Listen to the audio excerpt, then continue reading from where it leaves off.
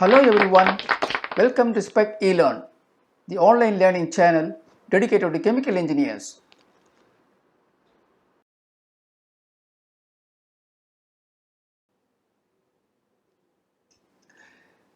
Interview questions and answers, Distillation Part 2.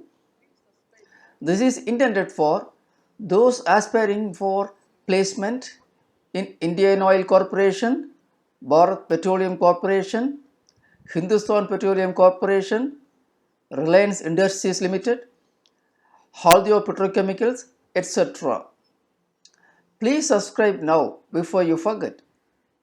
It helps you to get notification when a new video is published.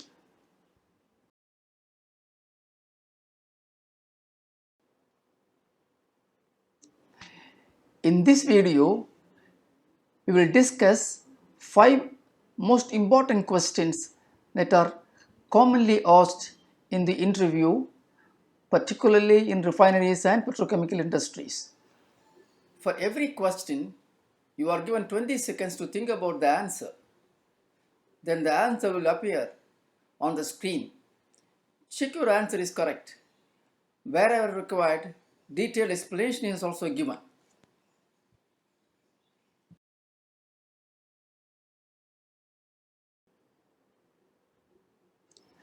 Before I go into the questions, I would like you to emphasize that interview for each company needs a focused approach.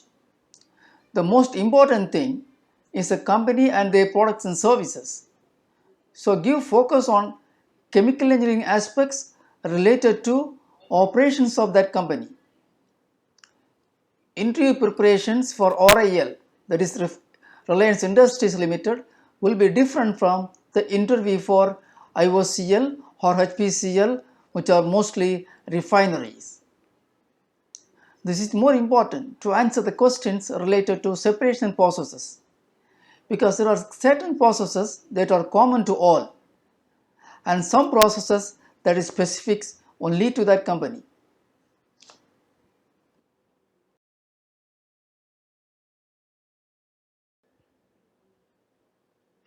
In the last video, we discussed 10 questions. So we will begin with question number 11. Question number 11. You are given a liquid mixer whose components have close boiling point, that is low relative volatility. How will you separate them? Your time starts now.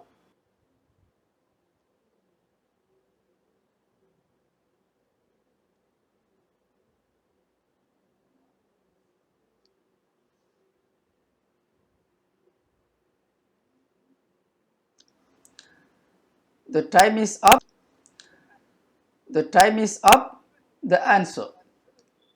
Even with low relative volatility of alpha greater than 1.05, you can separate the mixer by distillation. Hence, option 1 is conventional distillation, preferably vacuum distillation, provided alpha is 1.05 a minimum.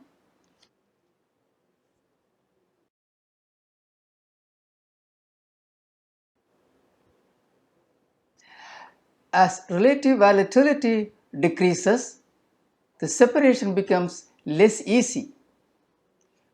You need a large number of stages and high reflux ratios.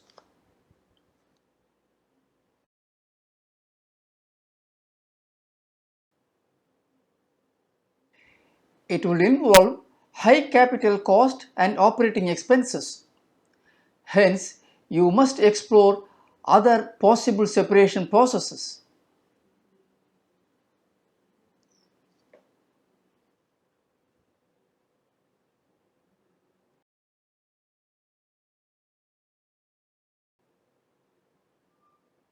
One alternative for separation of low relative volatility feed or close boiling point feed is to explore the use of extractive distillation with an entrainer. The entrainer interacts differently with the components to be separated and causes changes in the relative volatility, thereby making separation task easier.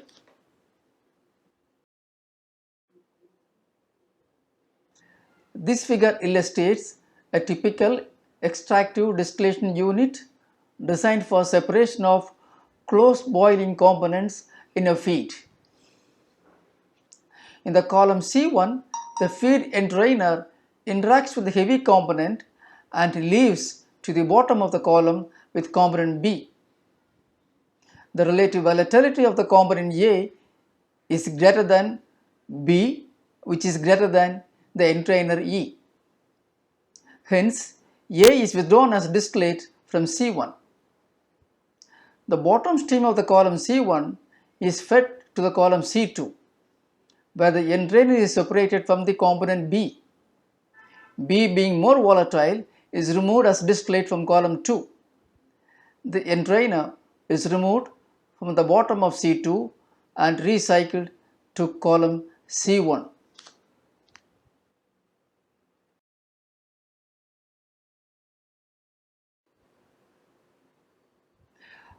Another important close boiling mixture in the petrochemical production process is xylene isomers. Xylene isomers have close boiling points.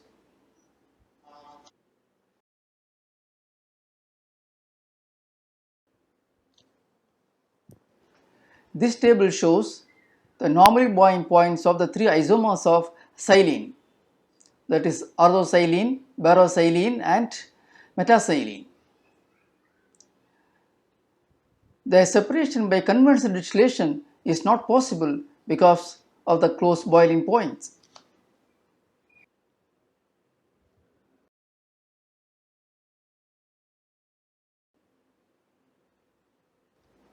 Paraxylene is separated from other isomers by selective adsorption on a molecular sieve. A moving bed concept, a simulated moving bed concept is used in this process, the use of a desorbent.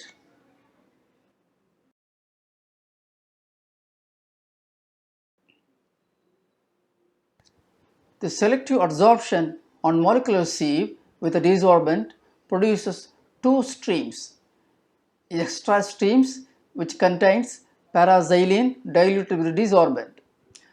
A raffinate stream which contains ortho-1-metaxylene diluted with desorbent. The raffinate and extra streams are sent to two separate distillation columns for separation of xylenes from the desorbent in the downstream unit.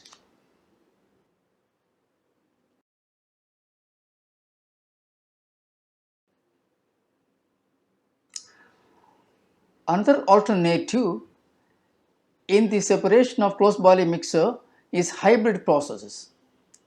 Hybrid process is a combination of another most often operation and distillation.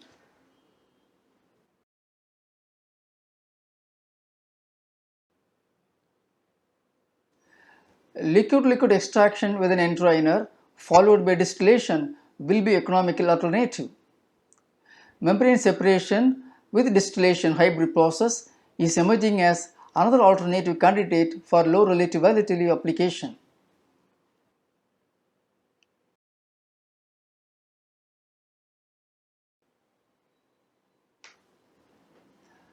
Another alternative is heterogeneous azeotropic distillation. Availability of a good and cheap solvent is a key requirement in this case.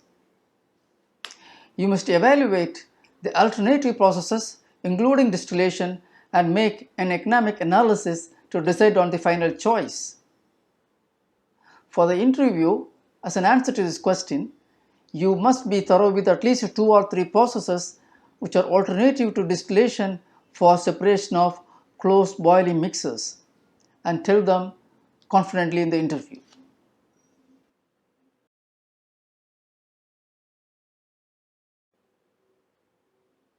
Question number 12. What is the difference between total condenser and a partial condenser in a distillation system? Your time starts now.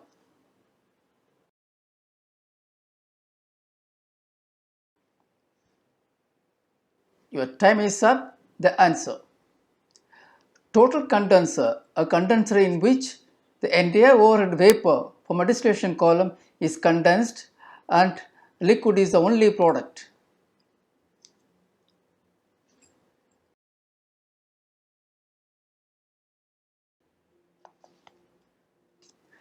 In general, conventional distillation column uses total condenser.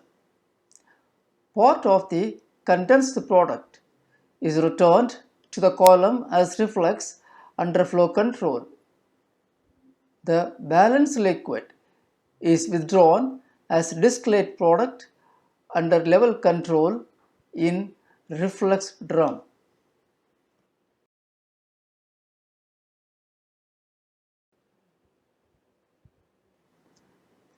Partial condenser. A partial condenser is one in which part of the vapor is condensed and returned to the column as reflux. The balanced vapor quantity is withdrawn as vapor product.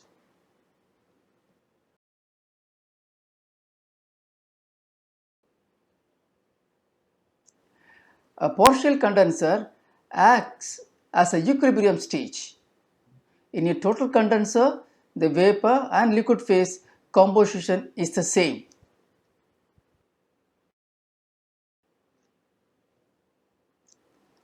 This figure is an illustration of a total condenser installed in a distillation column.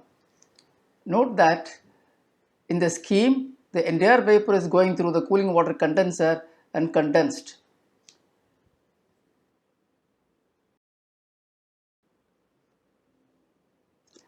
This figure illustrates a distillation column with a partial condenser. Note that only the vapor equivalent to the amount of reflux required is condensed in the condenser. The balance vapor is separated in the reflux drum and withdrawn as a vapor distillate product.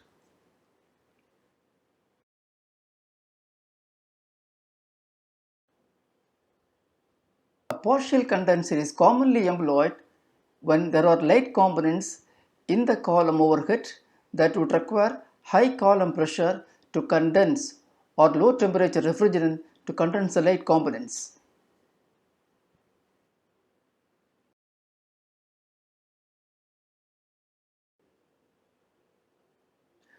Partial condenser will eliminate the need for costly refrigerant in condensers.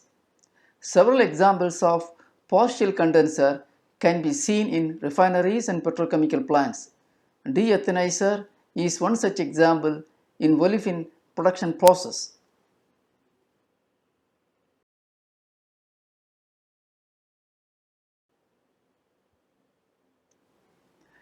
Question number 13. A plant is designing a distillation column for separating a binary mixture. The plant wants the entrainment to be minimum on the tray. You are given a choice to select a tray between sieve tray and rectangular fixed valve tray. Which tray you will recommend? Your time starts now.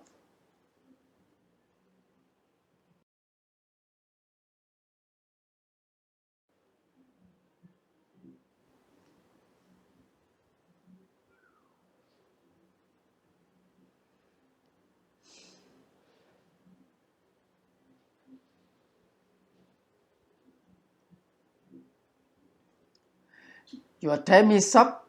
The answer. You should recommend a rectangular sieve tray. The reason is explained with a sketch next. This figure illustrates the entrainment in percentage versus the vapor load on the tray for the two given types of trays, sieve tray and valve tray. The entrainment for valve tray is lower compared to sieve tray for a constant load.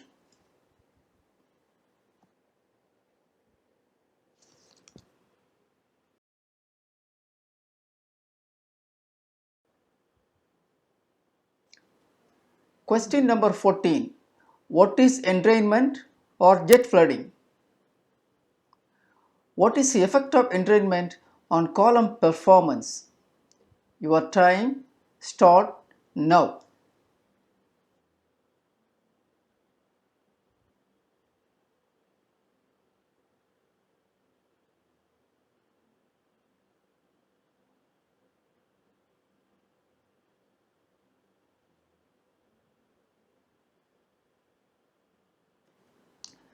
the time is up. The answer.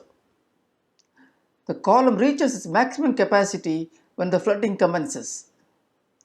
Flooding is excessive accumulation of liquid on the tray.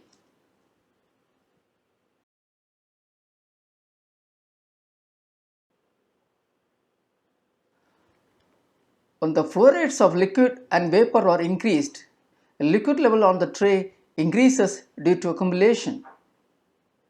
Flooding occurs when the upward velocity is high enough to suspend a liquid droplet.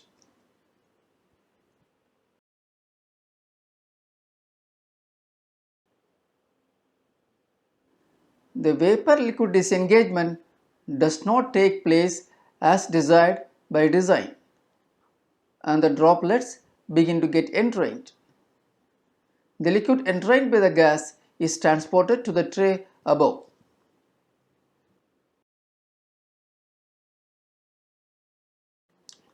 This causes some of the already separated liquid, which has more of a less volatile component than the tray above, to mix with the liquid in the tray above.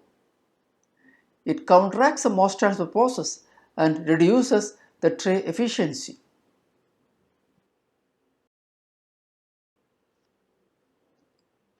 This graph illustrates the tray efficiencies versus column throughput and also the impact of flooding on the efficiency. On the left extreme, at low throughput, weeping occurs and tray efficiency is low. On the right extreme of the graph, flooding begins at high throughput or excessive throughput and efficiency starts to decline.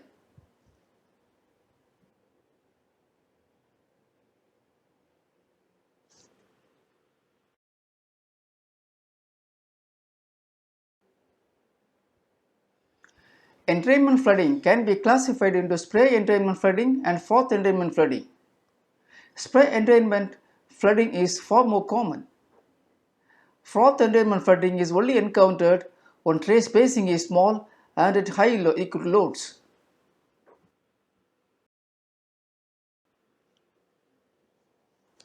This graph illustrates how a column which is otherwise normally functioning begins to flood when the vapor load increases excessively, and ultimately what happens to the column.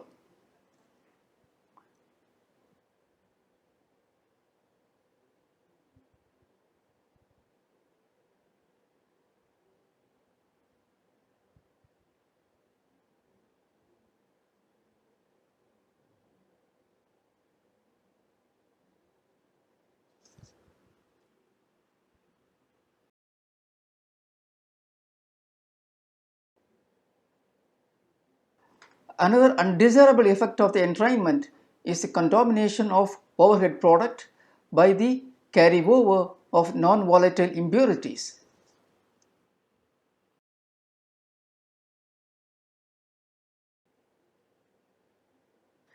Question number 15. What is point tray efficiency? Your time starts now.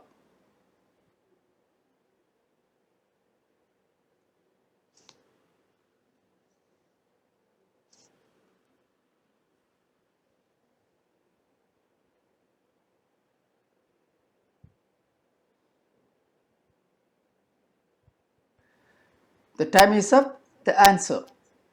The point efficiency is defined as the approach to equilibrium at some point on the tray.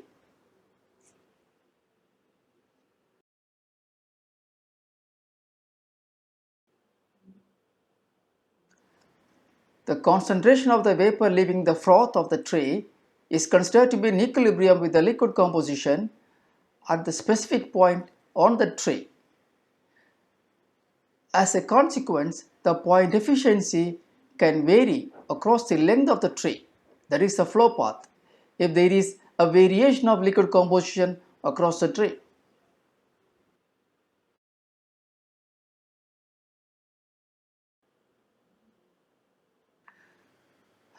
Please subscribe to our channel and get updates on the upcoming courses by pressing the subscribe button.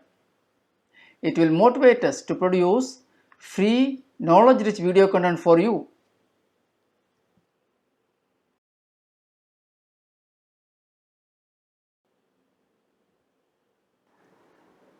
With this, we have come to the end of the presentation.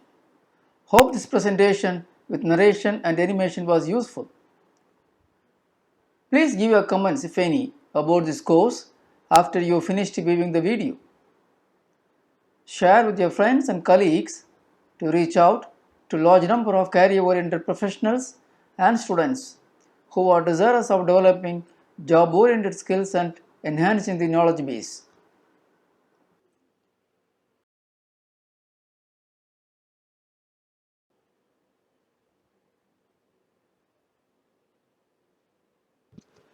Thank you for watching.